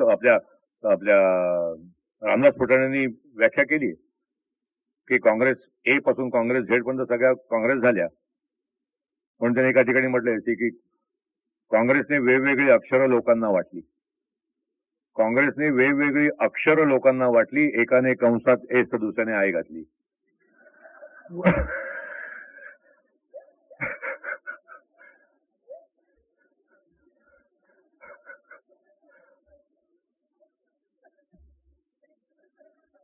तसं आमच्या फमू शिंदेने समाजवाद्यांची व्याख्या केली. कारण आपल्या संस्कृतीमध्ये असं म्हणतात की एक तीळ 7 जणांमध्ये वाटून खावा, पण गालावाच्या तिळाचं काय करणार. तर फंडामेंटल क्वेश्चन आहे. म्हणून प्रभू शिंदे म्हणतो की एकदा एकीने गालावरचा तीळ वाटला साताना, एकदा एकीने गालावरचा तीळ वाटला साताना, तिच्या गालाजवळ ओठ नेताना, तेव्हा झाली वादावादी, कारण ते सातही जण समाजवादी. पण वसंत बापट छान माणूस, हसरा माणूस, आणि हसरा म्हणजे हसताना खरोखर छान दिसायचे.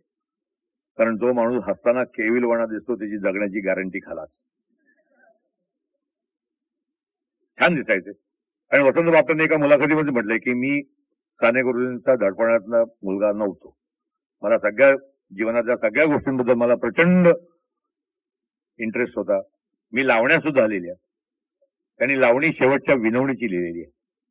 त्याच कवितेने आजच्या कार्यक्रमाची शेवट करतो की मैतर हो खातर जमा करू मी कशी, आम्ही जाणारच की कवा तरी पट दिशी. काय तरुणपणातील एक एक वेडी घडी, काय धुंद फुंद रंगात रमला गडी, काय खट्याळ खोड्या एक एकावर कडी, मस्तीत मिजाशी तर रमलो रातून दिशी, आम्ही जाणारच की कवा तरी पट दिशी. आम्ही साधू नव्हतो योगी कुणी, आम्ही साधू नव्हतो योगी कुणी, आम्ही छंदी फंदी नादी नाना गुणी, इष्टापायी कैक जणींचे ऋणी, केली फसवा फसवी कितीकदा पडलो फशी, आम्ही जाणारच की कवा तरी पट दिशी. किनकिनता कणकण कणकण नासायाचा, कधी महिने संगे वनभर उधळायाचा, रुमसुमता पैंजण जीव वेडा व्हायचा, जो हाता लुटली आणि लुटविली खुशी, आम्ही जाणारच की कवा तरी पट दिशी. तुम्ही जीव लाविला मैत्र अपुले जुने, तुम्ही जीव लाविला मैत्र अपुले जुने, केलेत माफ तुम्ही 100 माझे गुन्हे. हे एकच आता शेवटचे मागणे, हे एकच आता शेवटचे मागणे, टोपीवाला व्याख्यानमालेची ही मैफल अखंड चालो अशी, आम्ही जाणारच की कवा तरी पट दिशी.